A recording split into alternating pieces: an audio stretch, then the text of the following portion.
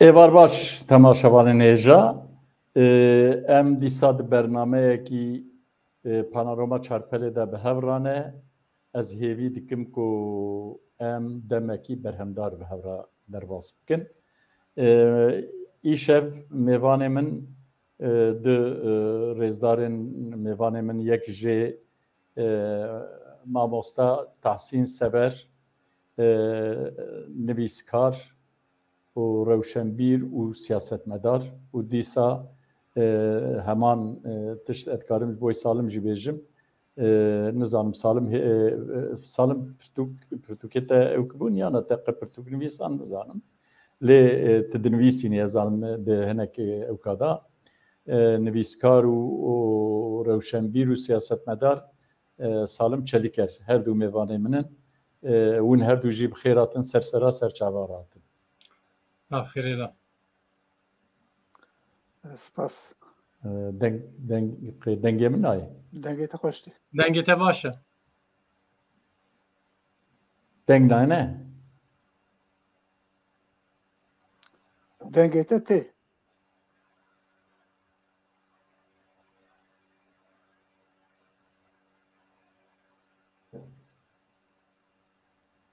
دنگی سالم نای دنگ هست دنگ دنگی تا تی من دنگی واحد اشتی اره دنگی تایه تمامه نه ها ای باشه نها که ام بنیرن بریا که ام درواسی مجارین خوب ببین از خوازم چند تشتا بیجم ما به هفتیه دو ولات پروری کرد ایکو ام وان ناست کن جواکا کرد جوان ناست که دو ولات پرورین هجا منظور چم و غنی سنگور ما هر دیاجی وندا کر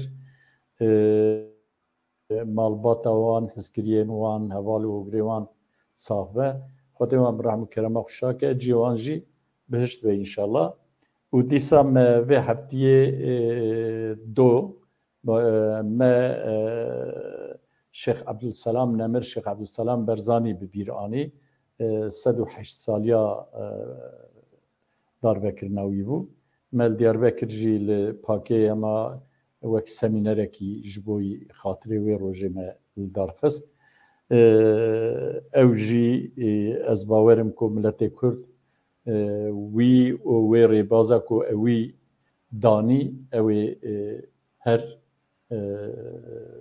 وی ریبازه بردوام بکه چونکه او ریباز بر به ملت کرد بر به خلاصیه واده و از او سابیجم نظام مونی تشتک بیجن نبیجن yani divi da تحسین تشکیل نخوازه بیجی peki da yani hem bu muzdurçe hem bu gani sungur hizmet tamam cüy milleti rabiye hem vak siyaset medar hem vak revşenbir hem بنویسی خوا و سیاست خوا خدمت فی ملت را کرده چونه رحمه خواهی خود رحمه خواهی که و حسکریوی و معلوماتوی سری ملت کرد صعبه. آت دیاجی 2 سال وگرا شیخ عبدالسلام بارزانی بو. شیخ عبدالسلام اکتوره کی گرینگه دیروکا کردستانه دا هم بیشین سال 1970 دا وک بیاننامه کی به هفکاری دیار کردن و دعوت mafê netewî Kurda kirin, mavê hem mafê netewî hem mafê civakî. Duî rê da jî şehîd bû, hate daliqandin beriya şerê cîhanê bi lez û bez jarî îdare Osmaniya hate daliqandin, ew ji bi zanatî bû bawer dikim. Çünkü xwastin dema şerê cîhanê de Kurd bê serî bê serok bibînin. Ji bo wî jî bi lez û bez 1914 da hat daliqandin bi rêzdarî jî Şeh Abdüselam bîrtîn. Gelek spas.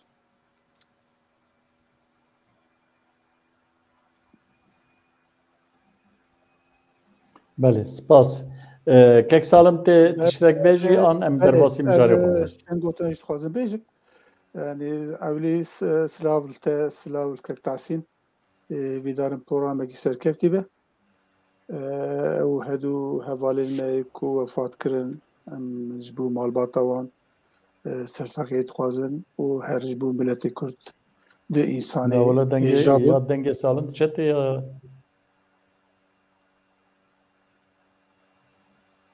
Dengê min gereve. Dengêm tê kek Tahsin. Baş te.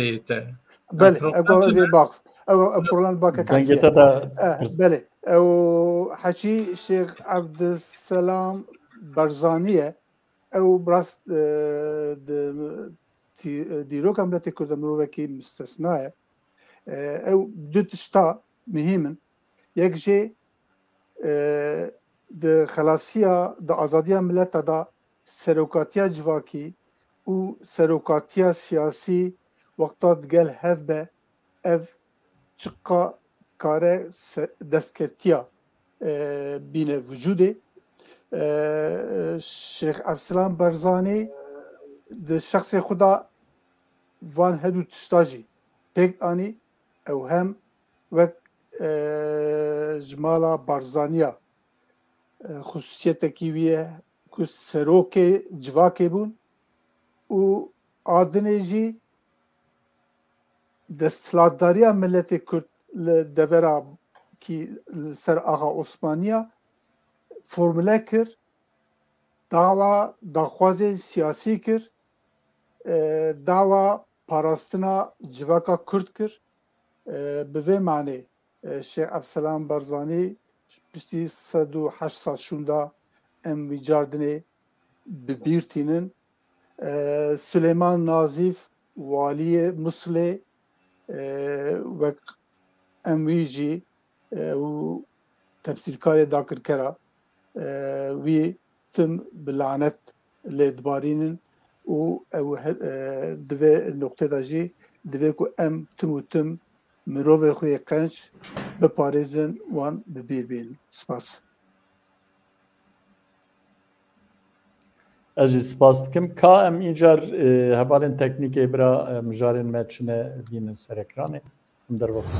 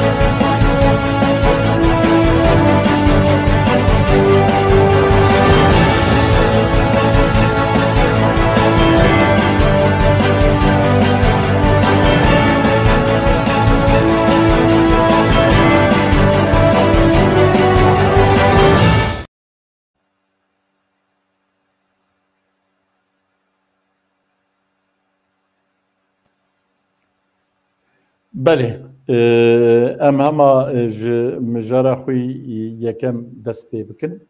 Mijara me yekem rewşa Bakurê Kurdistanê ye bi tevahî ez wisa bêjim.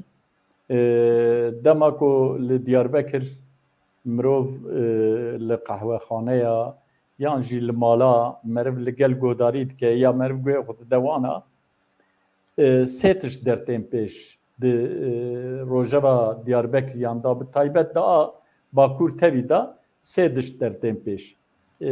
Yek ev rewşa aborî hejarî rastî her ku diçe di nav miletê Kurd Derbakurê Kurdistanê hejarî zêde dibe însan di rewşek nexweştane.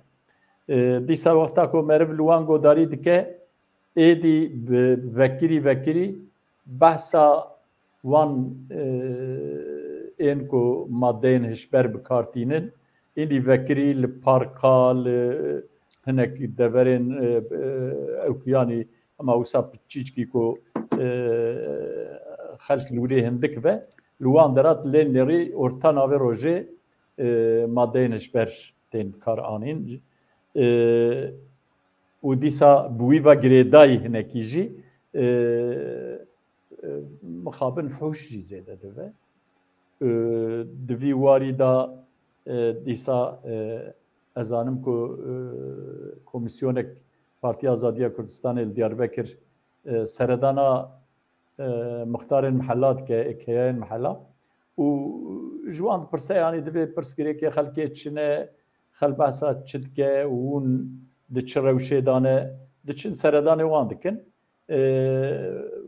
Heyanî îro ez zanim yanî heftikî bi heftiya berê çûn çûbûn çar hev keyayên mihela ew kiribûn wan ziyaret kiribûn her çar jî bê navber mesela hejariyê û mesela maddeyên hişber wek pirsgirêkên milletê ê sereke anîn ziman û dibêjin ku em hêzên dewletê ê ewlekariyê em wan xeberdar dikin em dibên werin wayê li filan derê tişteke wa heye lê belê heyanî vê gavê ti berbime tê tiştek wisa midaxelekî jî nekirine û nakin.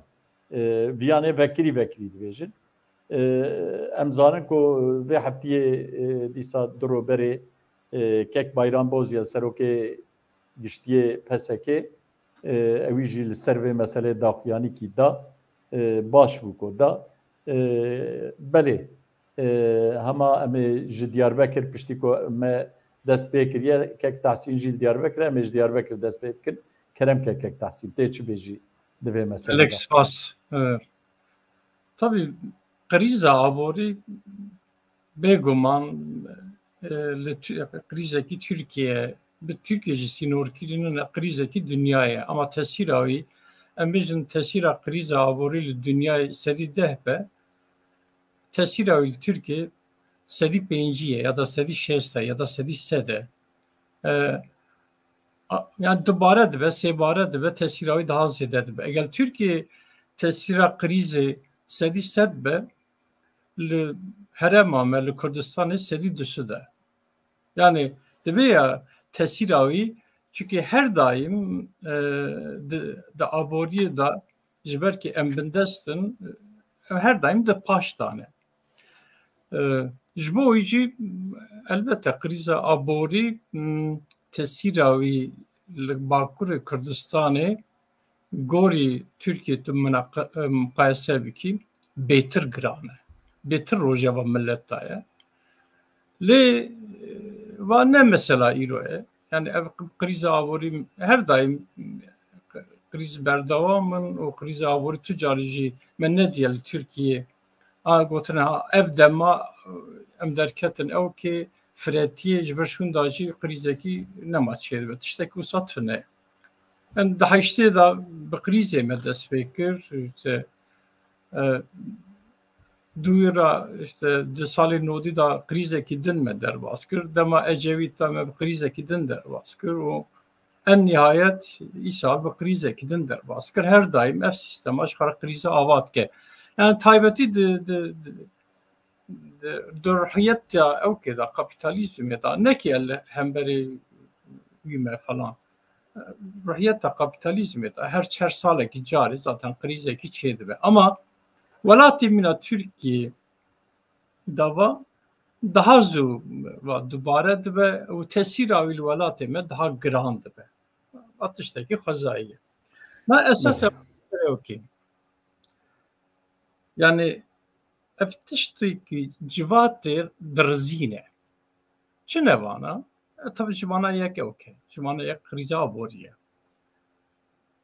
Li ev tiştî Cenab-ı Gek Hanifi ne zaman bana tev netice ne? Yani sebep ne? Mesela en bejin gendeli, mesela en bejin uyuşturucu, mesela en bejin fuhuş, mesela en bejin kapkaççı dizi. Velatime bana sistematik dimeşin. Her carna dibin rojeften haberdane. Carna jî têj bîra kirine ama sal bi sal, meh bi meh, rov roj zêde dibe. Yani ev çend salê dawiyê taybetî.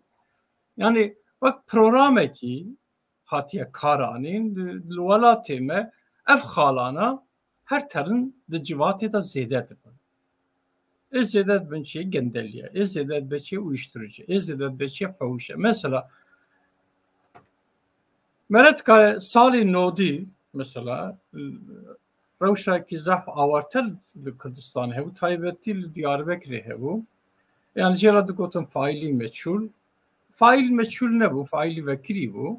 Wê demê bile li alîkî rojane, rojê 10 kes, 12 kes ji alî Êzên tarî. sada dihatin kuştin li Diyarbekirê, li Farqînê, li Batmayê, li Qiziltepe. Ama hema wê demê li hemû evkê kolanê Diyarbekirê alabildiğine em bêjin fewiş taat kir. Aynı dem. Yani alîkî kuştin, alîkî koçberî, alîkî kriza aborî, alîkî fewiş, alîkî kapkaç. Wê demê bifikirin kek Hanîfî baş dizane demekî li Diyarbekirê yani kapkaç o wisa zêde bibû ki jin taybetmendî ki jina bi çentê xwe derdikevin digerin falan. Bi çentê xwe nikarû derketana kolana, di cada da nikarûn bimeşiyana çünkü çentê wan direva. Demek ki wisa çêbû, furyakî wisa çêbû. Furyakî wisa mezin çêbû ki li Diyarbekir dî kapkaçî îxracê Stenbolê dikir, İzmirê dikir, Ankara'yê dikir falan. Yani demek ki wisa çêbû. Va bê dewletê nabe. Bê dewletê ev îşana naçin. Bê dewletê uyuşturucu bi akasa rahat, akasa vekirî nameşe. Bê dewletê fuş akasa vekirî naykirin. Bê dewletê ev gendelî akasa di civatê de civatê birizîne ne mümkün. Pekî sebep dewlet çima rê dide bana? Sebep ev. Dewlet çima rê dide? Dema ki tu bixwazî li ser civatekî em bêjin ya civatekî etnîkî ya da civatekî mezhebî ya da civatekî kêv netev ya da kêm oldarî tu bixwazî wî birizînî tu sadece bu tedbirin leşkeri ve siyasi nameş. Aynı zamanda duvancı dimeşini zor yejdi di servan lehembere wan embejin operasyonu siyasi jidiki lehembere wan operasyonu kültürî jidiki ama esasen tu wî civatê ji nav wî de dirizînî. Ji vê re dibêjin toplumsal çürümüşlük. Ve projekiye yani ne ki bir serî xwe derketiye bir serî xwe meşiye falan tiştekî wisa ne. Projekiye dimeşe. Peki berî tu nebû gelo berî jî hebû. Ama civata Kurda berî vîya dinamikî wî siyasî, dinamikî wî civatî dikar bû civata xwe muhafaza bikira. Yani li hemberî vîya dikarî bisekine. Mesela beriya 12 Eylül'ü yani tevgerê siyasî servan mesela disekînî. Mesela herkes di mihalla xwe da, di bajarê xwe da, di kolana xwe da ji tiştî wisa re müsaade nedikir. Em bikişt vî fevajiyê te derbas bûn. Yani divan mesela da hassas bû ya da dinamikên civatî em bêjin dinamikê geleneksel em bêjin kadroyê di nava civatê de hürmet û rûmeta wan heye ji tiştî wisa re müsaade nedkirin. Yani hadvejin kanat önderi nemaye tabii ki. Ama wê demê hep kek tahsîn ez bi îznate em hinekî jî injer li Salim Hoca godarî bikin em ê cadinê tura didiya jî em ê li ser vê mijarê bipeyve. Kek Salim Keremke tê bêjî çi yani hem de mesela hejariyê da em zanin ku li Diyarbekir yan jî li Bakurê Kurdistanê rêjeya bêkarbûnê ne li gor Tirkiyeyê. Aynî tişt ji bo ew kê jî wexta merivinê ji bo ew madeyên hişber û her wekî din madeyên hişber li Tirkiyê kêm zêde yanî navber ewka wî ji sedî sisê lêbelê li Diyarbekir hatiye ew kirin li gorî amarên di dest ew saziyên ewkê da tenduristiyê da ji sedî hefte ji serê sed kesî heft kes wan madeyan bikartîne. Ev gelo çima dewlet bi ser vê meselê da naçe kek Tahsîn behs kir ez dixwazim tu jî de her du mesela da jî fikrê xwe bêjî em ê paşiyên ce werin ser ewkê jî ser mesela hilbijartin û Kurd ew ê çi bikin. Belê kek Tahsîn tiştê xweş gotin rewşa civaka me anî ziman yani hevan li divik em zanibin em ne hakimê welatê xwe ne Bakurê welatê me îro destê dewleta Tirkiye da ye bi vê manê ev encamê ku tenê holê heta nêzîkî li dervayê îrada me ye lê hinek tişt em dikarin bikin berî wî divêk em zanibin yani welatê me 40 sale şerek dibe bi hezara gund vala bûn nüfus cî guhart yani li gor îfada sosyologa ji bo ku bajarekî bi gelek xusiyetê xwe wek bajar were binavkirin bajarekî ku di nava xwe de organize kirî were pênasekirin li dor 100 sal lazim e evca cîkî wek Diyarbekir di demekî Kurd da bi 100,000 nüfusê nû girt nava xwe bêşik ev nüfus bi xwe re gelek problema jî anî û sîstema kolonyalîst ji xwe kek Tahsîn ev binxet kir li dervayê îrada me dixwaze civaka me dejenere be mixabin li Bakurê welatê xwe hereketa hişmendîtiya neteweyî têk çû hişmendîtîkî naylon bi gelek slogan û rêxistinê dinê îro bi navê hereketa Kurdî li piyasê ye lê em nerin ku ew jî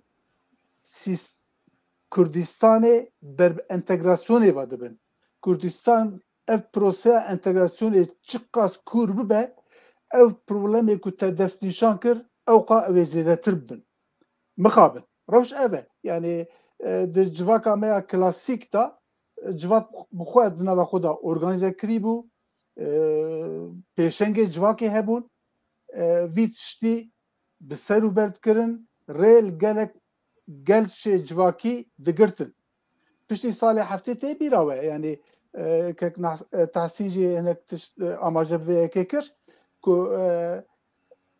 Kurd li ser axa xwe bûn bi sermiyanê xwe bi mêjiyê xwe neteweyî bi qadrê xwe neteweyî civaka xwe bi rêve dibirin ev her sê tişt jî piştî vî şerê 40 salî têk çûn loma jî em nikarin rewşa ku îro li holê ye ji vê siyaseta çewt û naylon azade binirxînin alîkî wî dewleta kolonyalîst e alîkî wî jî têkçûna hişmendîtiya neteweyî ye ev her du tişt jî ew rismê ku te tarîf kir mixabin îro li cîkî wek Diyarbekir me dêşîne civaka me dejenere kiriye wexta sedî heft însan vê madeyê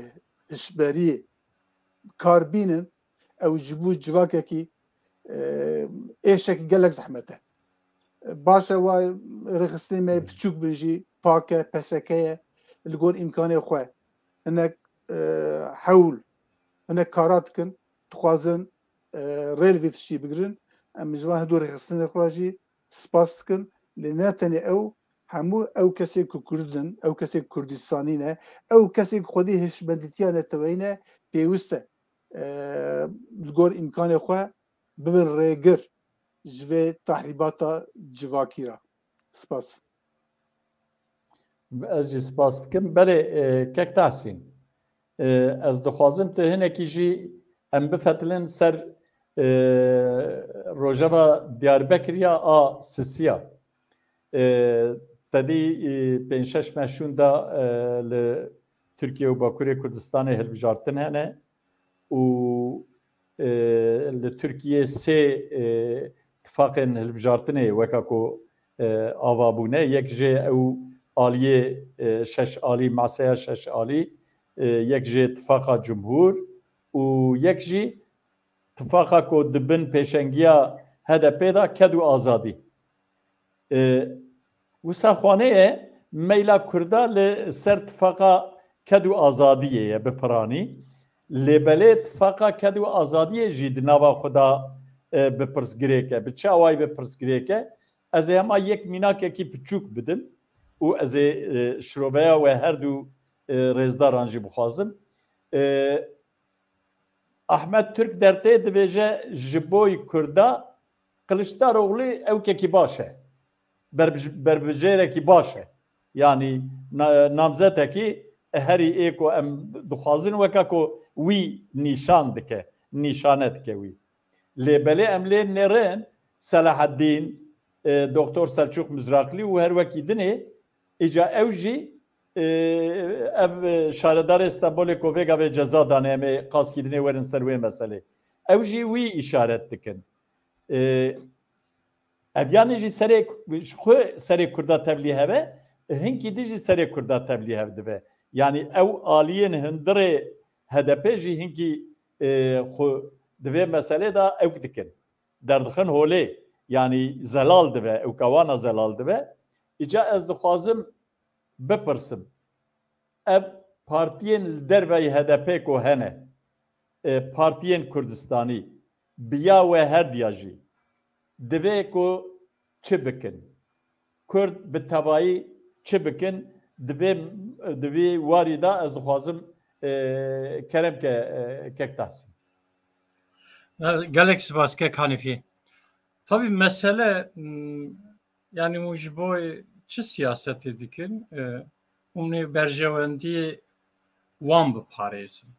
Eger hûn ji bo milletê xwe siyasetê dikin hûn berjewendiyê milletê Kurd biparêzin. Mesele piçek divê dera de ye. Wisa ev pirsa wisa divir em vî pirsê pirsin. Berjewendiyê milletê Kurd û bi tevê milletê Kurd ra dijîn kê millet hew kê moldar wisa em behsa milletê Kurd dikin tabii em behsa wan jî dikin. Divê hilbijartinê da ya da di meselê din da lazim tê mere siyaset mere stratejîk çawa bimeşîne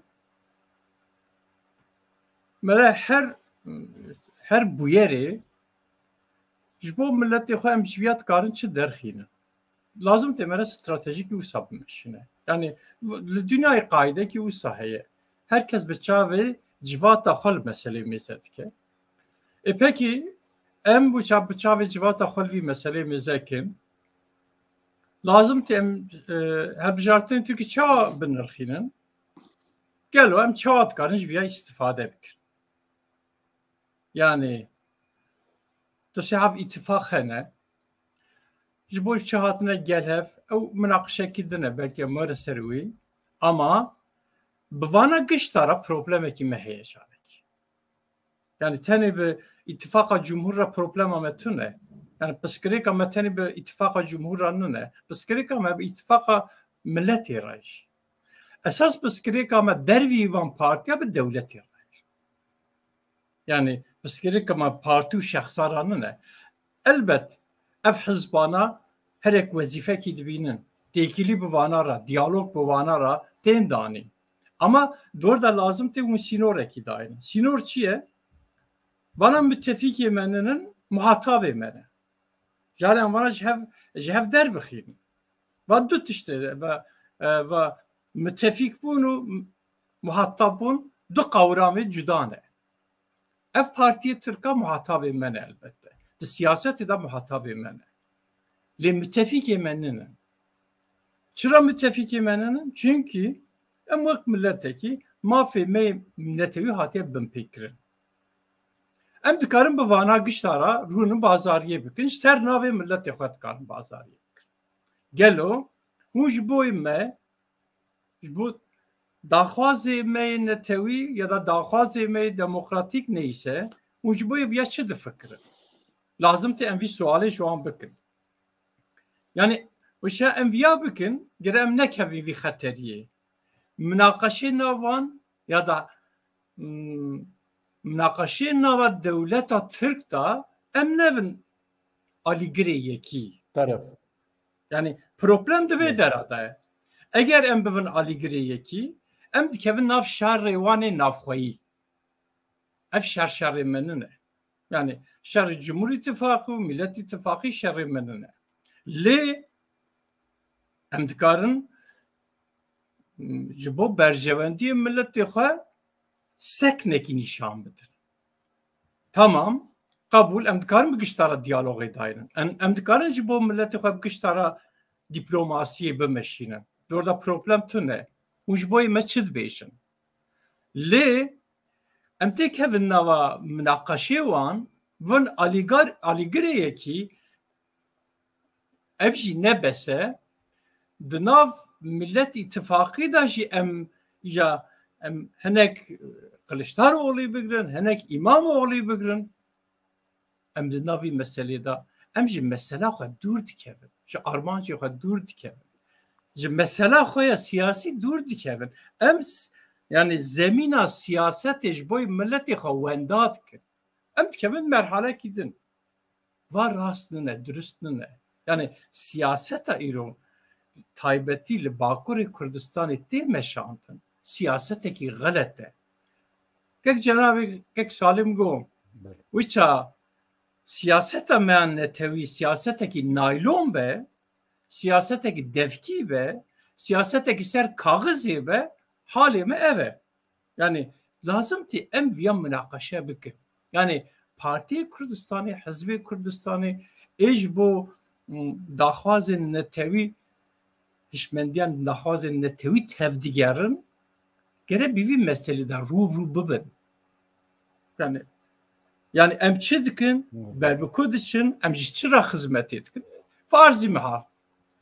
Bana deklarasyonki bela kirin. Ez pir dirêj nekim. Anayasa taslakî bela kirin Millet İttifakı. Hinek peyvê xweş tê de hene. Ahatike. De esasî anayasa Tirka da guhertinekî heye dûyî taslakê de. Tune. Ji bo Kurda dû derê da maddekî, atifekî, navekî, tiştekî heye tune. Peki ji vana yek ji van aktöra yekî dikare cesaret bike vî meselê mesela yani zimanê Kurdî ve zimanê perwerdeyî gemani yani va mafekî xwezayî li dünyayê ji halî her kesî de hatiye qebûl kirin dikare vîya têxe programa xwe û bîne rojevê nikare. Çünkü ew zemîna tune ye. Herkesî bir teröristî îlan dike. Toanbar dike. Pêşiya vî meselê digre. Ha di çi zemînê de dikin em dikarin wî münaqeşe bikin. Elbette di vir da problemek eger problemekî di wê derê de heye problema din jî di me de heye. Di siyaseta me de heye. Belê ka înca em li keko em înca li salim godarîkin ka problem di me de heye ka problema me çi ye kek salim em zanin ku Pak PSK û TDK tevger bi hev re wek aliyekî dixwazin hevkarîkî pêk bînin û divên em li ser daxwazên acîl ê milletê Kurd neko ji bo hilbijartina. Yani ji bo mafê me bingehîn em bigîjin wî em ji bo rê vekin em li ser hin xwestekên miletê Kurd ê acîl em bibin terefekî û em bi van partiyên ku vêgavê em behsa wan dikin, van tifaqê em behsa wan dikin, em dikarin bi wan re bazariya jî bikin. Yani em bêjin madem pêwîstiya we bi dengê Kurda heye, kerem kin wek mînak ez dibêjim. Ez neko tiştê ku ew dibêjin pênc-şeş xalin, ez wek mînak ku gava dinêkek tehsîn got. Baba hema zimanê Kurdî bikin zimanê perwerdeyê û bikin zimanê fermiyê di diya Tirkiyê, em dengê xwe bidin we. Camê re bi wî awayî divên em tev bigerin, em aliyekî Kurdî îndî li Tirkiyeyê ava bikin. Tê çi bêjî, Kurd divê çi bikin? بله سپاس که حنفی بری هر چی دیگه کو ام تعریفا امه بکن ام کینه yani وقتا ام Kürt ام کینه yani deve were zelal kirin yani ligor nerina min em ew kesê ku xwedî hişmendîtikî stratejîkin û bi vê armancê siyasetê dimeşînin ev tê çi manê? Ev tê vê manê ku heçî ew kesên ew rêxistinên ku li ser coğrafya me li ser axa me li ser Bakurê Kurdistan axa Bakurê Kurdistanê desthilatdariya neteweyî dixwazin û ji bo wî tev digerin ev mafê wan heye ku bikevin nava vê têgeha emê têgeha emê di vê pêvajoya da têgehekî stratejîk e gek henvî lê em dibînin ku ev têgeh tûşê êrişa dibe alîkî da HDP divê ka werin em Kurd bevdûra hinek tişt bikin alîkî da BDP ku navî Bölgeler Demokratik Bölgeler Partisi DBP. Demokratik Bölgeler Partisi belê alîkî de ew daxwaz kin divên ka werin em bigên ev ji vê wê da tir jî van hed û rêxistina jî ji bo her çar perçeyê Kurdistanê dawa yekîtiya neteweyî dawa kongreya neteweyî dikin loma jî herçî ew kesên ku diwarê emê da zelalin divê noktê da pir parê hişk bin jî yani vê hişmendîtiya stratejîk biparêzin welew kî ev îro em kêm bin jî hejmarê me kêm be jî tesîra me li siyasetê li civakê kêm be jî divê ku nêrîna min ev e lazim e em divê noktê da parî yek zelal bin di do diwarê parastina sînorê xwe da jî hişk bin Rişt bin rişt bin belê wekî dinê ke tehsîn jî amaje pê kir mirov dikare ji bo siyaseta rojane bi tarafên dewletê ra bikeve nava têkiliya ji bo ku Bakurê Kurdistanê îro perçekî sînorê siyasî yê dewleta Tirkiye her tişt tesîr me jî dike ev hilbijartin bivê nevê me jî alaqedar dike lazim e em bin xwedî helwest lê ji bo programê roj em mirov dikare tatî pirsa zimanê Kurdî ku be zimanê fermî zimanê me be xwedî prestîj Tirkiye programê îşe da babetek jî ev e prestîja ziman gelek mihîm e ji bo ku ziman be xwedî prestîj divê be xwedî statû divê di civakê de were bikaranîn em mirov dikare bi van ewa ra tarafê dewleta Tirkiye ra bide bistîne lê bi şertê ku mirov xwe biparêze û pey bercewendiyê piçûk nekeve em dizanin ku helwesta HDP ew e ku li Bakurê welatê me ti alternatîv nêle piçûk be jî nehêle wan bi hinek bertîla îxval bike wan وەک دووڤک بدە پەی خوێ و حتا جیکی وان بێ شەخصیت جی بکە یعنی ئەv تالوکە هەنە کەک حەنفی یعنی tu وەک بەرپرسیارê pakê van tişta tij min çêtir dizanî yani lazim e siyasetmedarê Kurdistanî di vê noqteyê da xwedî hişmendîkî stratejîk bin. Belê. Belê. Spas kek salim. Ez jî dixwazim ama di sê hevoka ez fikra xwe bêjim. Ab rastî xuya ye her sê tifaq jî. Min ew tifaqîne min gotiye navê wan. Her sê tifaq jî wextan meriv li bernama wan dinêre li gotinê wan dinêre li nizanim deklarasyonê wan dinêre têda ji boî mesela Kurd ti tiştek tineye.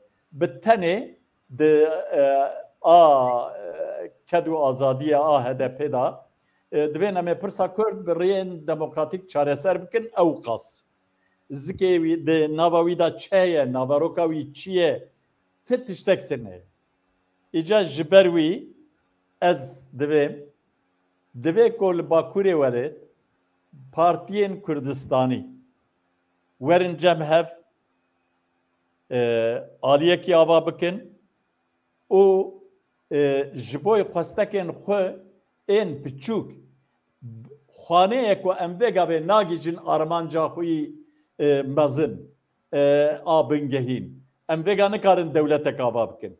Lê em bi hinek gavên piçûk jî em dikarin rê ji wî hedefa xwe ravekin. Em rê vekin. Çil salek û şer dimeşe li Bakurê Kurdistanê yek destketikî Kurda jî tune ye. TRT Kurdî heye û em bêjin di ewka da di hinek zanîngeha da beşê Kurdî hene ew jî kanûna wan hêtine ye. Yani sivê yek dozgerekî dewletê dikare van teva bide girtin. Bêje li gorî yasayên me evana ne yasayîne û bide girtin. Ez hêvî dikim ku li Bakurê Kurdistanê aliyekî bi wî rengî bê ava kirin ne bi tenê ji bo hilbijartina ji bo ku rê li pêşiya me vebibe. Ez ê viya bêjim em derbasî mijara xwî didiya bibin înca mijara didiya em ê ji mamoste Salim Çelîker dest pê bikin. Kek Salim tu zanî ku dov İmamoğlu 10 sal û 7 meh û 15 roj ceza xwar û dîsa qedexeya siyasetê li serê hat sepandin û ewî jî gazî alîgirên xwe kir got hûn ê werin Saraçxaneyê ku Saraçxane ciyê ku Şaredariya Stenbolê lê ye û Akşener ji Anqerê lê xist çû wirê çû bi İmamoğlu ra hevdîtin kir û gotin bijî azadî û bimre zordarî tiştekî wisa sloganekî wisa jî bikar anîn û Kılıçdaroğlu jî li Almanya bû ew jî hema ecele fetilî û hat û îro jî ew şeş serokên maseya şeşalî li wirê gihîştin hev û weka ku hinekî di navbera wan da alozî jî berdewam e. Tu dibêjî çi? Tu dibêjî ev qarar bi rastî qerarekî hiqûqî ye bela ku yekî ji êdin ra gotiya ehmeq û ji camêr divê min ji soylî ra gotiye û soylî jî çûkî ez zanim ku ji wî ra gotibû. Evana jî gotin na te ji ew ke ra gotiye te ji ew saziya hilbijartinan a bilind ra te gotiye. Ev yanê jî sûce û ceza daneyê. Tu dibêjî ev ya hiqûqiye ya ne hiqûqiye yek ê didiya ev helwesta hanê ew ê feyde bigîne kê. Di vê meselê da gelo guherandina AKP û Tifaka Cumhur şüphê wisa jî ê min dikeve serê min carna. Ez vêm gelo ev dewleta Kur a ku hêjî Erdogan belkî xwe negiyande wan ew ketin ew kê tiştê wisa jî carna dikevin serê min goçka ez فکرێ وە بگرم و دەبێن چێ ئەوێ ڤیانێ کیژێ سوود بگرێ و ئەب مەسەلا حقوقی و نەحقوقی ئەو چیە چنینە کەرم کێک ساڵم بله او هرچی پرسا سود برگرتنه و تیخوانه کو İmamoğlu ket pozisyoneki mağdur o mağduriyeti ve henek tişt bidestxe istifade bike. Yani medya Türk eftişt münakaşat ke elo bu gotuna ahmak evqa ceza pırbu kem bu. Yani van münakaşat teni kiri. Le kanata min em Kürt deve ku de perspektiva خویا کردایتی دا لحمو پرسکریه کرد شی ترکیه لحمو دجایتی نابراوان هدو اتفاقا دا یا جی داخوازیین دولت خوازه چبکه یعنی لگور پرسپکتیوا خو گلو ام کردستانی دوی کو بچی چاوی لیبنیره yani بخطه گشتی کشته کد نابره هدو اتفاقا دا جی پر tiştekî ew tune tiştekî mezin tune o hinek talûke jî hene yani devleta Türk wexta dikeve tengasiyê tim û tim dixwaze ji xwe kirasekî nû li xwe û awakî dinê cardinê angajê hem civaka Türk hem civaka Kurd bike İmamoğlu jî di vê noktaya da wek înstrûmentekî ye destê devletê da yani kare be ecevîtekî nû û merozne tu prensîbekî wî nabîne tune însan gibi prensibe yani popülizmê dike û li gor beşê civakê yê îslamîst yê seküler li gor wan hinek gotina kartîne lê kare ji bo kirasnûkirina dewleta Türk bibe înstrûmenekî baş lê em Kurd qeneta min divê em neyê xapandin yani em Kurd tim û tim xwedî rojeva xwe bin yani kek hevî gegwere bîra te salê hefteya da herê îdeolojîkî me hebû yani ew îdeolojî îro ez li gor min îdeolojîkî çewt bû lê cardinê rojevekî me hebû me rojeva xwe münaqeşe dikir û li gor rojeva xwe em tev digeriyan me gav dadkir me em tev digeriyan yani lê îro mixabin ew rojevekî me tune yani em bûne herê em li HDP û li apoyiyan rexne dikirin em bêjin vana entegrasyonîstin û civakê têk birin lê Kurdê Kurdistanî jî piçik be jî nexwedî rojevin yani tiştekî ku di nava xwe de münaqeşe dikin tune yani pirsa esasî di vir da yani pirsgirêka esasî daha ziyade ez bêjim ême em Kurdistanî ne Kurdin lê îdeolojîkî me zelal tune em münaqeşe nakin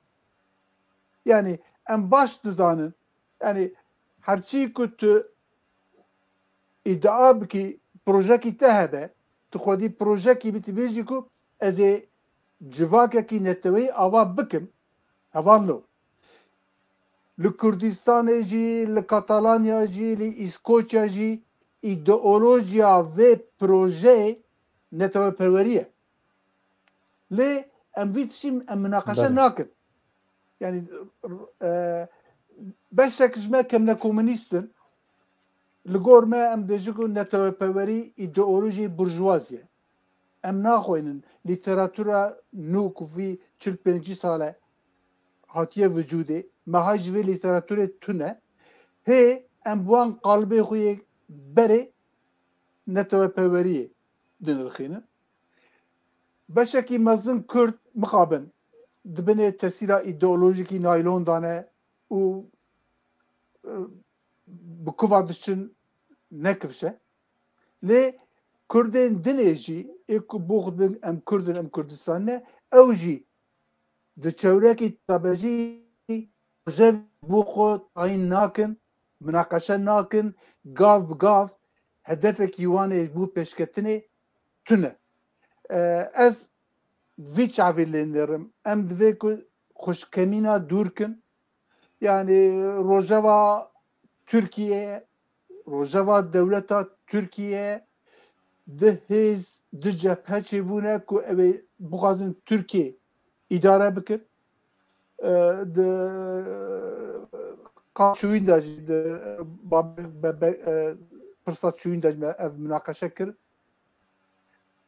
yani Kurd lazem û li gor bercewendiyê xwe yê neteweyî tev bigerin lê İmamoğlu li gor min ji bo miletekî nû ye yani Erdoğan heta cikî çiye Çînê hatiye kivşkirin lê Kurd vê İmamoğlu jî neyên xapandin spas بله اجي سپاس دکم بله کک تحسین نها ام بیجن نویین یانجی نوی چرکین توپال عثمان و ای مصطفى کمال دنباوان دا جی او کک چه بو yani وکاکو افتش درس بلکی بکه نباوان جی yani edi Kemal Kılıçdaroğlu merdiveke ket pozisyona düdüya hinki evku peşi veka kolete birin hatta henek şirobekar dibêjin ku ev rastên Türka yani ev dibên ya Türk sağı dibêjin alternatifa Erdoğan dîsa dixwazin ji xwe derxin ew ku nebû ê Ankarê şaredarê Ankarê nebû bira ê İstanbulê Ekrem İmamoğlu be tê çi bêjî yanî ev ya bi xwe wê çi bîne kek salim dibêje gerek Kurd pir haya wan ji wan hebe nên xapandin ê wallah ku Kurd rabin neviyê Topal Osman merv her dengê xwe bidêye ez li xwe difetilim vêga Kılıçdaroğlu dîsa hedê bibe nebe em bêjin ez endamê partiyekê me partiyan bêje çi helbet ez ê ihtimalek ji sedî sed ez ê bi wî awayî tev bigerim lê em bêjin ku ez ne yekî endamê partiyê bûma belkî ji ber ku Kemal Kılıçdaroğlu heya sibê bêje ne Kurdim jî Kurd e di nava Kurda da ye Kurd îndî ne Türk Kurd ve jibiye Kurd. Belki min raya xwe bidayê lê belê ez di hayata bavê xwe da raya xwe nadim qatilê ewkê çiye navê wî qoç giriye îcar tê çi bêjî keko min zêde ez dirêj nekim kerem ke. Estağfurullah tabii na Türkiye devlet idarekirini da şarezaya hadi tercübe rastı carcarna xanû dike dema devlet dike ve xateriye jiri hinek aktöra da dikare lüye dere evkeki şeyke yani guhertineki şeyke ama ev guhertineki esası ne em bejin peşketineki esası ne ev bir yara mahkeme Serbiya münakaşa kitune yani bir yara ki hukuki ne zaten bir yara ki siyasiye ya di hinek AK Partili jidi dine zaman ev jidi bir yara ki siyasi peki ev bir yara siyasi çi maate dayını usadık ki siyasete Türkiye şunu da dixwazin dizayn bikin şekleki din bidin bir siyaseti yani hinek aktörünü derxinin piyası yani usadık bir armancı hatiye dair na mağduri ikinin kişi veya istifade etki o işte kidine o detayın aslında ama gori kanatan bir yani gori bir yarı yani hem Kılıçdaroğlu hem Erdoğan mümküne devlet derken hinek aktörü devlet bikar ve eğer bir yer dava ki xanû bike yani nûkirin de mana pozitif da navê ew her daim wisa nave çünkü aktörê heta îro devlet meşandine dibin ew gevn bûne lazım tê xwe biguherîne sanki ew ihtiyacat devletê de heye nal vê dere şerekî aslında nava devletê de heye yani wisa dixî çünkü ev şerê nava devletê tesîrê li siyaseta Kurdî dike ya da li civata Kurdî dike. Mesela bergavadin Cenab-ı Te jî anî ziman ام چی مناقشه دکن اتفاق جمهور و اتفاق ملت گلو ام یا مناقشه دکن اف روژه و من نه که سالیم و پر باشانی زمان ایجاب نکرد دوباره بکن اف روژه و من نه جارک آدو دیا ام نوا اتفاق ملت تاجی گلو قلشتاروğlu ya da İmamoğlu مناقشه دکن باشه عجیبه کی دنه yani evji ne roje var mı yani ha tu şahsi pırsi yani Kılıçdaroğlu yani ne bersiveki siyasi bersiveki şahsi pırsi görünmüş Kılıçdaroğlu herhalde navanda makul evane o tişteki din le evji berko kurdekeko jwe bone tu sadveji ama dıvırda tişteki din he tu çıka hizmeti viki yani jira sinortun ne ama en nihayet mecliye devleti, akli devleti tu kurd bir baver tıkım bite baveriye nayne tu jira hizmet iş bir kişi bite baveriye nayne yani okey ki bu sahe karaktere ki bu sahe yani baveriye bite nayne şu boyucu dizayna despekiriye demek ki despekiriye o ev pevajo dimeşe bağırdık mered nava vi pevajoyu da ne xenqe ne fetise baştır yani em kurd gere de nava vi rojeveden nefetis yani demek ki bağlava kışantiye Kürdistan'a Irak'ı işi münakaşa ki dağıtkın ya abadi başe nizam ki başe yani ev münakaşa Kürdan ne bu? Yani Maliki başa, abadi başa. Gışı başını. Ya da me hata ki diroki, belki Kürda hata ki diroki kirin, 4 sal beri, pişkiriya Hümeyni kirin, İro undizanın, yani rejima li İran'ı, rejime ki xuyinxwar, sebe radbe, hatta çen haba, ne dalık yine, durak kahvaltıya xatike. Ameverin servan jikeko. Yani gere tu dava doza xwebkî tu dava mafê xwebkî tu ciyê xwe biskînî milletê xwe biparêzî yani siyaseta devlet îdarekirinê siyaseta devletê a fermî tu nav wî siyasetê de nefetisî mixabe nefetisîne taybetî vakirê Kurdistanê fetisiye rojevekî wî tune yani rojevekî wî ji bo wî tune rojevekî Hizb-i Kurdistanî jî tune yani va belki rexnekiye ama esas çima tune rojevekî nikarin çêkin mesela rojev çêkirine rojevek hinekê din çê dikin em wî münaqeşe dikin rojev di guhere rojevekî din tê em wî münaqeşe dikin lazim tê siyaseta Kurdî di vî halî de nebe tamam li Tirkiye çi dibe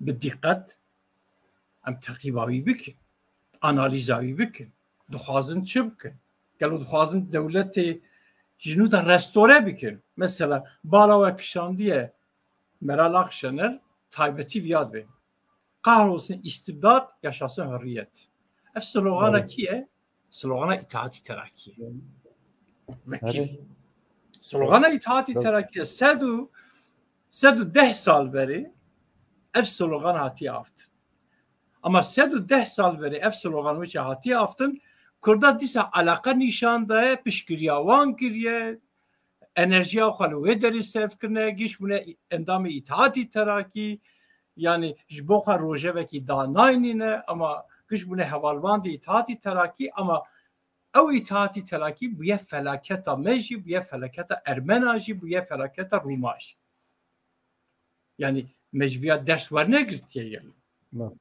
yani em hîna bi slogana ew ki yani kahrolsun istibdat yani yaşasın. Demek me negirtiye keko. Me negirtiye.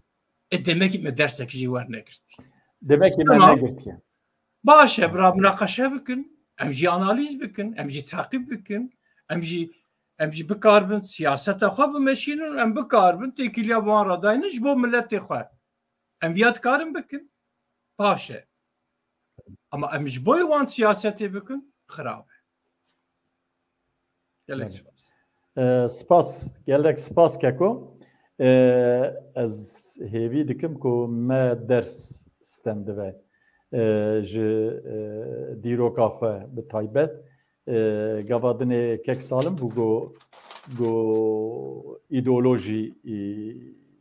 îdeolojiya yan cenabê te bû nizanim îdeolojiya partiyên me yan filan wala ê min îdeolojiya min heye ez vekirî dibêjim ez vêm îdeolojiya min dîroka Kurdistanê ye ku em dîroka xwe bixwînin û hîn bibin û ew bikin ji wî çêtir îdeolojî tune ye em ê jê ders derxin ew ê riya me zelal bibe riya me ku em ê çawa xelas bibin ji wê zelal bibe ez hêvî dikim ku Kurd ne li dû lawê Kemal ne jî li dû lawê Topal Osman herin li dû berjewendiyên xwe herin berjewendiyê xwe komî ê millet bûnê ji bo ku rê li pêşiya doza wan vebive tev bigerin û aliyekî çê bikin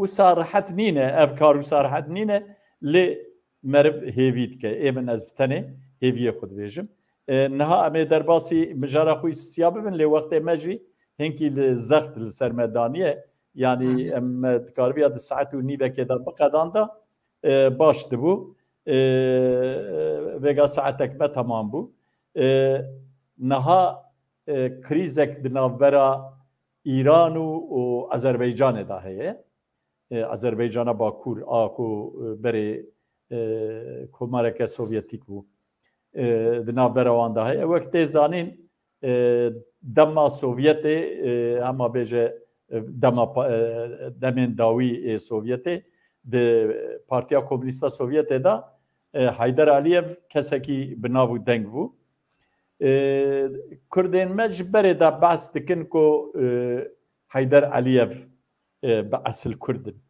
ew malbat bawerke gelek nivîs li ser Kurdbûna wan hatiye gotin lê İran vêga vê ji ber ku pirsgirêk di navbera wan da çêbiye di televizyona xwe fermî da İran Kurdbûna Aliyeva wek tawanekî sûcekî ew dike û divê evana Kurdin û yanî weka ku bê nebaşin û Kurdin Kurd nebaşin û çawa we îdare dikin û televizyona Azerbaycanê jî divê bimre rejîma meleya bi wî rengî em bêjin weşana xwe didomînin îcar çi bû gelo İran ditirse ku Azerbaycan Azeriye başûr Azerbaycana başûr li wî rê jî bîra Rojhilatê Kurdistanê serhildanek çêbibe pêşî dixwaze lê bigire an daha fere meriv wexta lê binêre pêwendiyê Tirkiye û İsraîlê di warê leşkerî de jî bi Azerbaycana Bakur re çêbûne gelo jivana xeterî ji bo xwe dibîne çima wa bû di şerê em zanin di şerê Ermenistan û Azerbaycanê de jî dilê İranê li ser Ermeniyan bû o ji xwe re dibêjin em rejîmek İslamî ne hûnê çi bêjin keko mesele çi ye di navbera wan da çi di navbera wan da tiştê ku li hev nikarin parî vekin çi ne keremke yani çi destpêkeke kank tê destpêkî dora te yeke ku gelek spas yani tabii ev şerê navbera Azerbaycan û İranê bawer dikim îro destpê nekiriye yani demek ki belki diçe hatta beriya şerê Ermenistan û Azerbaycanê ama dema şerê Ermenistan û Azerbaycanê da demek ki bu yani hat beriya şer Azeriyan artışa modernize kirin. Divî modernizasyonê da İsrailiya rolekî girîng stendin.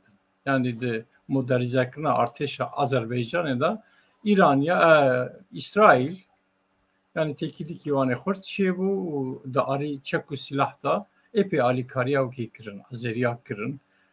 Rastiya orduya wî demekî da yani qewîm bû. Yani Tirka jî alîkarî kir lê taybetî İsrailiya alîkariya. Azeriya kirin. Esas nerhati jwe derê dest pê kir. Çünkü gorî İranê İsrail ile Azerbaycanê da bi cî dibû. Yani manawî di sînorê İranê da İsrailî ew ê hebin. Yani çünkü coğrafya İsrail û ew kêda İranê da navberê de Iraq heye, Sûriye heye, nizam çi heye falan ama Weşa İsrail hem de di warê leşkerî da li wê derê xebatê bike, perwerdeyiya artêşa Azerbaycanê bike, bi çek û silahê xwe li wê derê donanimekî çêke, ve xeterîkî mezin e ji bo İranê. Esas problem di wê derê de dest pê kiriye. Dura di dema şer da jî İsrailî alîkariya Azerbaycanê kirin, İranê jî alîkariya Ermenistanê kirin. Hatta ev koridorekî heye digêje İran, digêje sînorê İranê. Yani Azeriyan niyet an hebû sînor bi timayî bigirtane ama cesaret nekirin. Wî sînorê bi timayî bigirin. Yani sînorê Ermenistan û İranê tune be. Ew gorî dengeya tevgeriyan û ew sînora bi timayî nekirin. İranê ji vekirî got wî sînorê bigirî, yani vaj bo ji bo min sedemê herb e. Vaj jî vekirî anî zirma. Ew wisa derbas bû. Na ev mesela pêşandanê li ew kê çê dibin, li İranê çê dibin, ev aloziya nav her du dewleta divan pêşandana da bêtir zêde bû. Çünkü pêşandan di pêşengeya Kurda da dest pê kir, Belûciya alîkariya wan kir, Araba kir, Farisa kısmen ama İranê nas dikin baş dizanin ki aboriya İranê destê ew kê daye. Destê Azeriya daye. Rêveberiya wan jî dest Azeriya daye. Eger Azerî jî hev kevin li İranê, İran jî hev dikeve. Eger Azerî alîkariya wan pêşandana bikin bi şeklekî, İran pir ew ê dikeve alozîkî mezin. İran viya dizane. Ji bo wî jî mümkün e alozî Arawan û Azerbaycanê da Azerbaycanê ne direkt belki indirekt alîkariya wan pêşandana kiribe. Yani pir pêşta jî ne nawan alîkarîkî pir mezin ne ama tek tahsîn bi ate bi ya cenabê te ew ê xwe pêşandanên İranê bi çîçkî agirê wî piçkî sist bû ya ew ê berdewam bike. Çawa dibînî? Yek Hanîfî, yani tabii divir da em agahî baş nasînin. Yani bijin ji ber ki qedexeye internet baş naxebite agahî baş İranê nayiştendin. Wisa dixuye ki tabii İran vê demê zextekî mezin de eser civatê. Daliqandinê ve kuştinê ve cezakirinê falan. Dikare pêşî lê bigire. Yani ew maye serewkê. Yani ev hakikaten cesaretekî pir mezin ew pêşandana peşandana hakikaten yani bi hayranî me re lê temaşe dike cesaretekî pir mezin hatiye kirin sê mehe berdewam e alîkariya navneteyî çi ye em nizanin. Yani devletê navnetewî çiqa alîkariya wî pêşandanê dikin em nizanin. Em wek cenabê we jî dizane ki divan îşada alîkariya navnetewî tune be bi serê xwe dînamîkên İranê têra vî îşê nakin. Çünkü rejimekî bir qatil heye, rejimekî bir xwînxwar heye li derê. Ji bo wî jî niha erê me re weşa dûr vada lê mêze dike erê ew sistayekî heye ama em hêvî dikin ew sistayî tiştekî rojane ye bawer dikim di pêşa rojê de evê gor bibe. Yani en azından dilê me wisa dixwase. Em wisa bêjin. Bele. Spas keko. Kek salim. Hûn wexta ku ji Ewropayê li vê mesela navbera İran û Azerbaycanê dinêrin hûn çi divînin û bi hizra we ev xwepêşandanên Îranê ber bi kuvvet diçin û xeteriyên li pêşiya Kurda çin e. Di wî warî da çend gotin ji me re bê ji kerema. Bele, spas کەکاتی کە گوەرە بیراوە di şerê yekê de sê împaratoriyê mezin têk çûn. Osmanî, Macaristan, Avusturya û Rûs. Ev her sê împaratorî têk çûn. İmparatoriya Rûs, Lenin û Bolşevîka cadrê dan serhev û ew coğrafya ku dema çarda hakimiyeta wan serê bû ve coğrafya domand. Lê împaratorîkî dinê hebû a Îranê ew împaratorî xwe parast. Wextan berev şixol lê binêre îlo rûyê dunyayê wek împaratorî tenê împaratoriya Îranê maye. Ew jî li ser gelek axa coğrafya neteweya hatiye avakirin û neteweperwerî îdeolojikî pir xurt e. Tu tiştekî nikare rê li neteweperweriyê bigire ji bo ku ev hişmendîtî ji hebûnê tê. Wexta ku tu hebî ew ê şiûra te jî hebe, wexta tu bî xwedî şiûr jî tê dawa xwebûnê bikî. Yani ev bê qeyd û şert kes nikare rê li vî tiştî bigire. Li coğrafya Îranê jî ev tişt Maşallah ew şiûr li nava me da li Bakur jî pir heye. Hey, gelek wexta em karin çend got wî jî bêjin gelek balawe bikşîne ev tevger li Belûcistanê û li Kurdistanê pêl daye. Hişmendîtiya Azeriya di alî mezhebê wan de hate îxvakirin. Herî xurt lûrin. Belê. Azerî entegrê sîstemê bûne. Lê xwaneye ku ev tişt di nava Azeriya da jî pêşva diçe. Dewleta Tehranê ditirse ku ev împaratoriya wan hilweşe. Mirov kare vî resmî parî mezintir jî bike. Yani ev tişt bê Türkiye nabe. Azerî bê Azeriya Bakûra, Azeriya Bakûr nikare bê Türkiye hinek tişta li daraxe. Malûm e li Menbicê û li Temerê di navbera Îranê û Tirkiyeyê hinek dijayetî hene. Îran li wir dibe rêgir. Mumkin e ev gefê wanê nû di warê dîplomasiyê da li ser masê dibe wesîla hinek bazariyê dinê ku bidin bistînin. Lê di her halûkarî de Azerî dawa heqê xwe yê neteweyî dikin. Di medya Azeriyê da însan dertên, rêxistin dertên wek berdevkê Azeriya Başûr dawa heqê neteweyî dikin. Ev gavekî mihîm e. Yani ev pirsgirêk ji bo me Kurda dualî ye. Alîkî da baş e ku Azerî jî bi daxwaziyê xwe neteweyî bikevin kolana û Tehranê bêşînin. Alîkî wî dinê jî heye di navbera Azerbaycana Başûr û Kurdistanê da gelek li ser coğrafyayê li ser sînora gelek problem hene.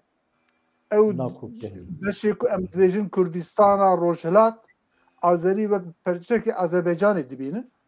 Lê cardinê divê pêvajoya da baş e ku Tehran ziqtên ser Tehranê zêde bibin. Di qadarla neteweyî da jî mihîm e ku piştgirê vê tevgerê hebin. Do rêxistina neteweyî yekbûyî ya jî bêjin dewletê yekbûyî Îranê ji ew ê avêt. Ji komisyona yani İran di vê rêxistinê da di rêxistina binê şemsiya neteweyî yekbûyî da wek berdevkê mafê pîreka di komisyona parastina mafê pîreka da bû. Tabii ev jî rûreşî ye. Lê do Îranê ji vê ew ê çûn dengdanê o Îranê جوه komisyonu avetin mixabin ew devletên ku piştgiriya Îranê dikirin ew do ji bo me wek rol model bûn me piştgiriya wan dikir Nikaraguayê, Mozambîkê, Çînê, Rûsyayê wana tev divê dengdanê da li gel Îranê cîgirtin yani ji bo mecid yani yoldaşê me bûn yoldaşê me bûn ku îro çiqa alîgirê û neyarê me ne yani do jî mixabin wisa bû lê me nezdî îro hemş xwedê ra ew tişt têk çûn û zêtir nêjiyê me zelal bû em karin pirtir qencî û xerabiyê bibînin belê belê gelek spas kek salim kek Tehsîn ez dixwazim em werin ser mijara xwe yî dawî ez bawerim ne dora kek Tehsîn e dora kek Salim e kek Salim ev di ATV da xanimek heye bi navê Esra Erol bernameyek wê heye ew pirsgirêkên navbera malbatan da nizanim çi filan û bêvan û wan terefa derdixwe û wan de xeberdan încer keçek Kurd nizanim yan jî jinek Kurd îca diya wê jî wê bide xeberdan bi pêra bi riya telefonê pêwendî datînin û wê derdixin televizyonê lê jinik bi Tirkî nizane bi Kurdî diaxive wexta bi Kurdî diaxive jî ev Esra Erol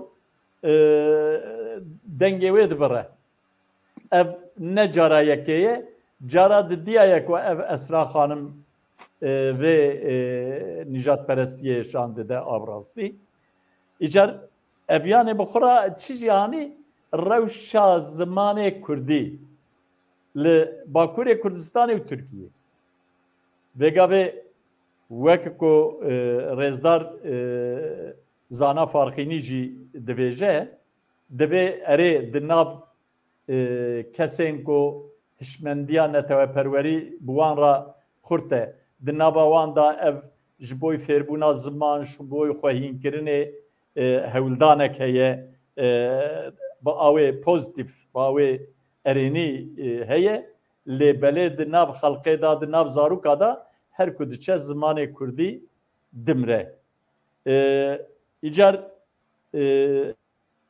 mesela Kursan da ez dixwazim agahî gore îndî dîtinê xwe bînin ziman li Stenbolê çar saziyên ku vêgavê tê de kursên ziman hene yek jê îsmek saziyek ziman a şaredariya mezin a Stenbolê ye piştî ku Ekrem İmamoğlu hat li îsmekê dest bi ewkê kursên zimanê Kurdî kirin di nava di salan da 1500 kes seredana ûr kirine hinek gelek ji wan jî kursê qedandine dîsa Enstitûya Kurdî ya Stenbolê heye Enstitûya Kurd ya Stenbolê ew jî di nava vî 6 salî da 6000 kes seredana ûr kiriye û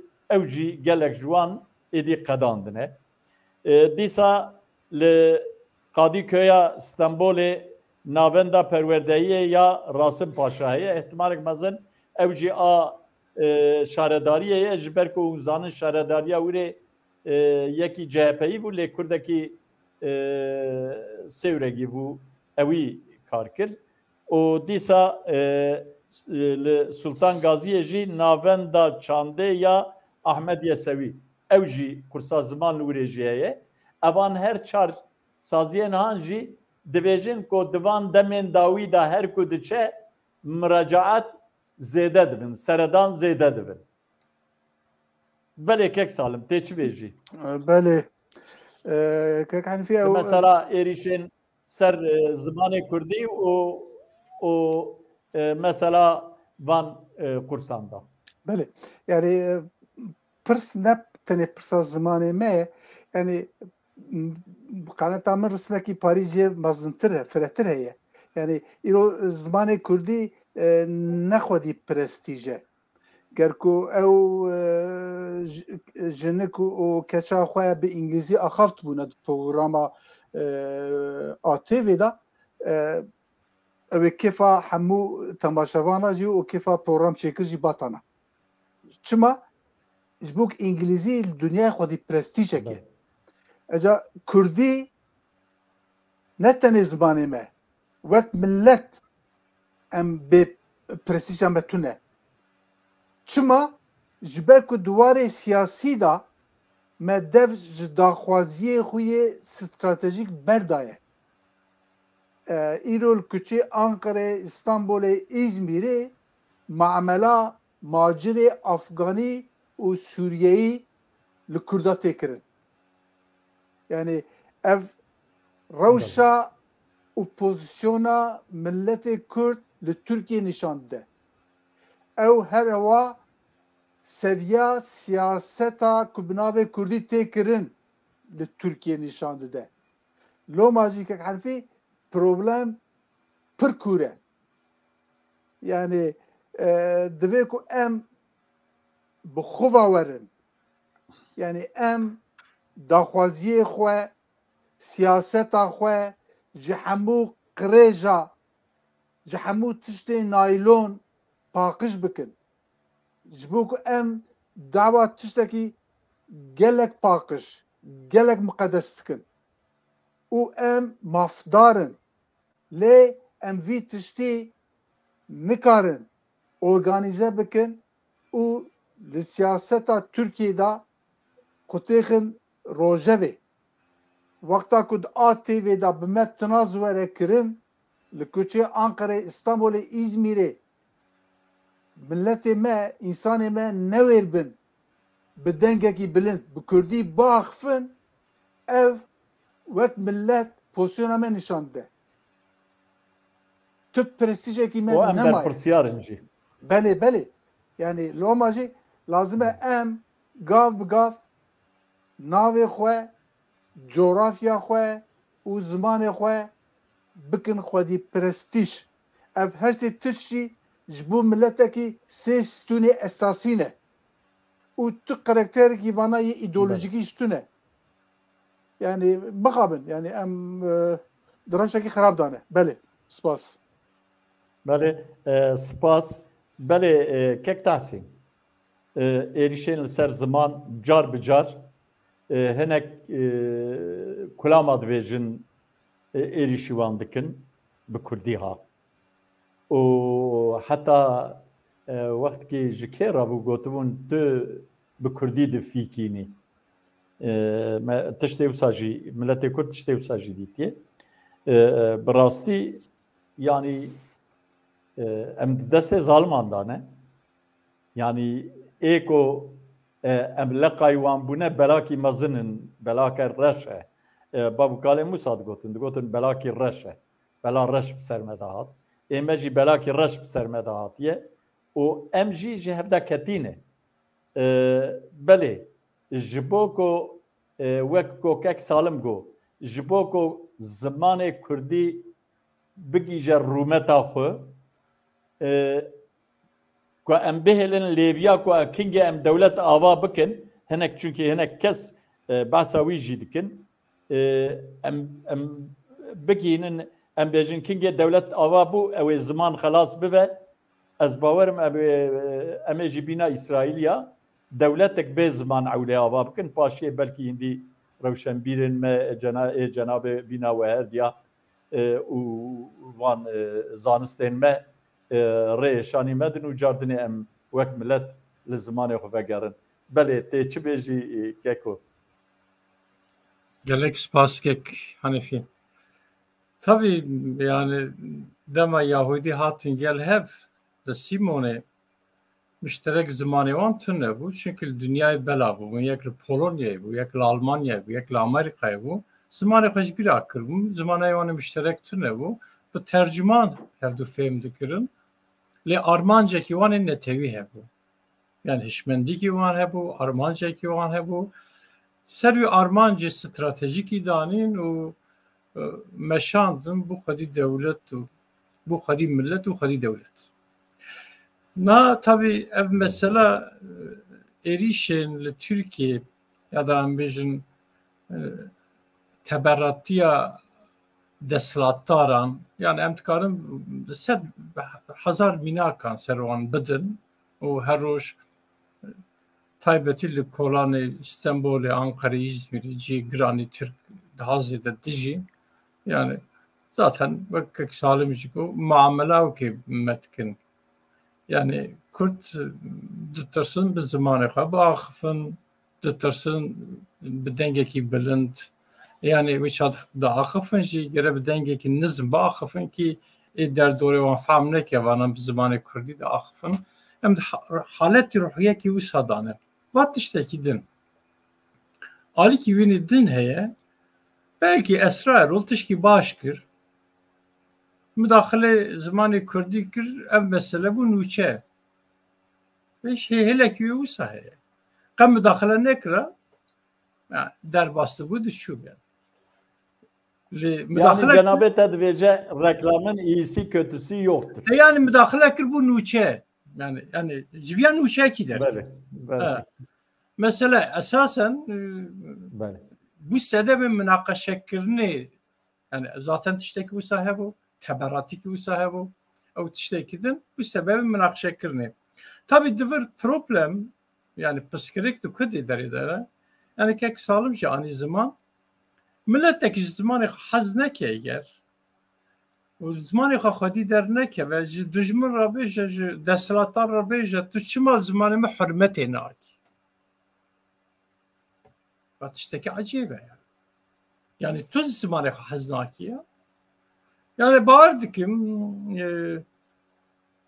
naseki min ew jî li derva maye işte ne Kurdî van der ev Kurdî Anadolu'ye ev gotiyaz bi hişmendikî netewî gotiyaz hala biçim Kurdistanê çawaye yani me Antabê mizet ki kesekî Kurdî xeber nade divê herhalde li vir xeber nadin him miheqaq li Rûhayê xeber didin dî Rûhayê li wir jî kes xeber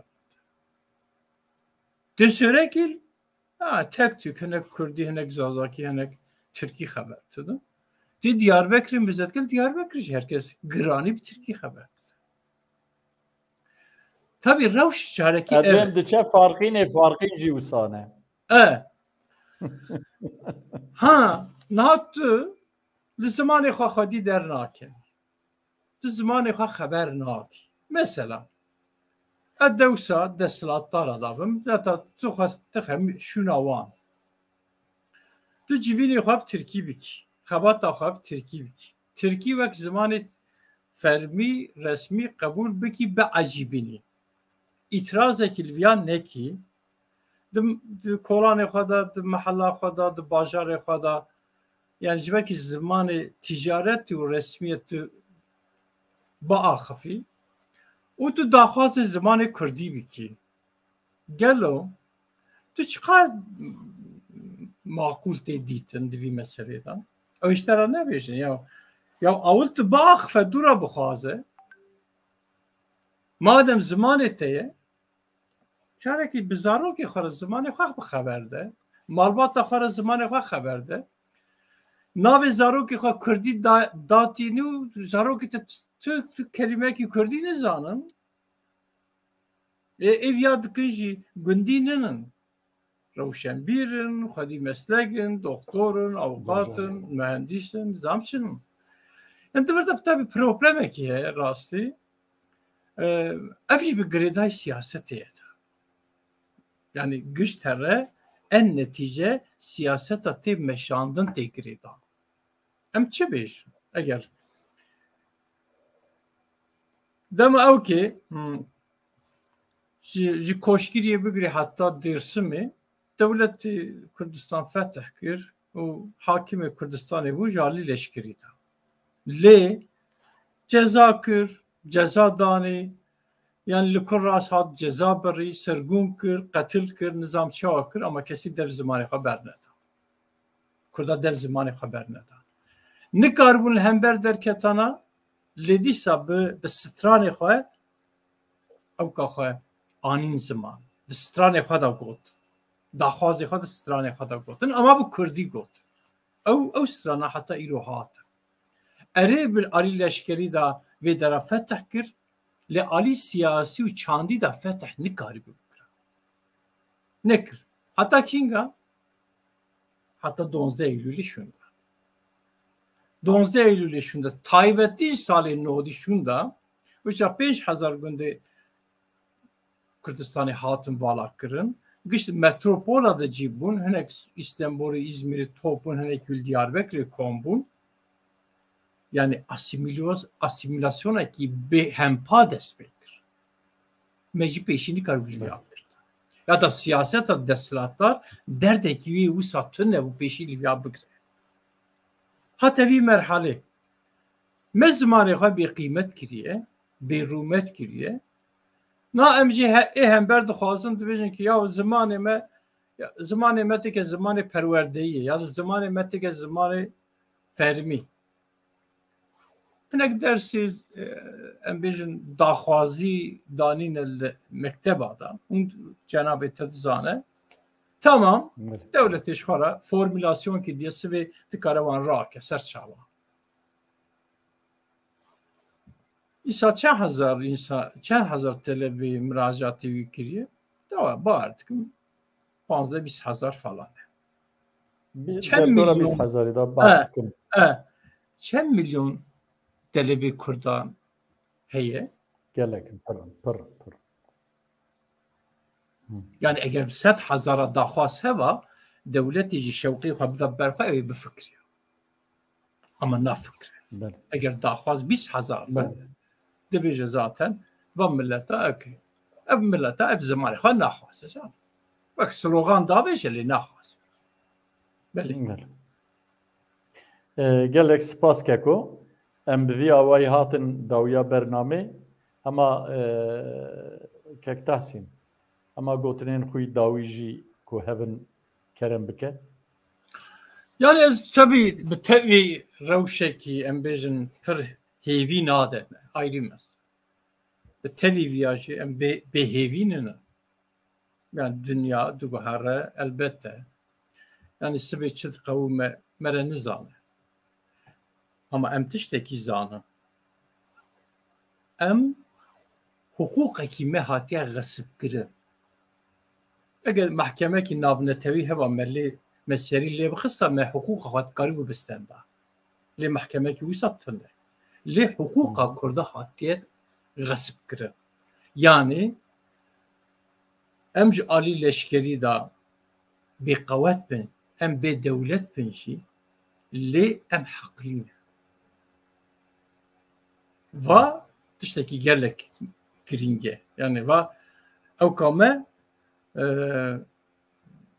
cesareta me ji vir tê em heqlî ne ew heqsizin ji bo wî jî em bêhêvînin rojekî ev diguhere yani wek li Diyarbekirê yek kesekî ji Kurdî xeber nede lê dîsa Diyarbekir welatê Kurda ye va naguher gelek spas kîto kek salim kerem kir belê spas we hediya jî divêk em ji bîr nekin kek Henîfî kek Tehsîn yani Afriqî bi rengê xwe bûn netewe boşnaxî bi dînê xwe bûn netewe em û Tirka hem rengê me hem dînê me wek heve gerek em zimanê xwe jî hinda bikin em ê biqedin loma je ê ku me ji hev cuda dike zimanê me ye zimanê me ye spas ez jî spas dikim ez jî dibêjim bi hêviya ku hişmendiya neteweperwerî hişmendiya Kurdistanî li Bakurê Kurdistanê xurt bibe Kurd ji bo ku bigîjin mafê xwe bingehîn di rêkî da kanalîzeyî serhev bibin û hêza xwe bigînin hev me li dû ایدئولوژیا چوینێ جرباند دەبێ کو ئەم ئیندی لە دوو کوردستانی بوونێ نیشتمان پەروەریە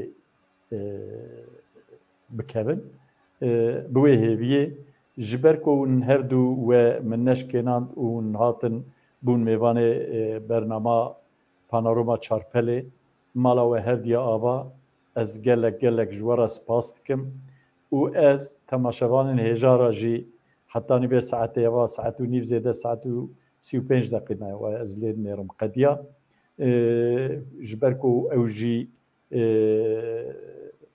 li me guhdarî kirin û temaşe kirin ez ji wan re jî spasiya xwe pêşkêşî wan dikim hêvîdarim ku demeke berhemdar û xweş derbas kirivin û hevalên rejiyê jî ez dibêm mala wan ava belê temaşevanên hêja hetanî bernamekî dinê bimînin di xêr û xweşiyê de û êvar baş.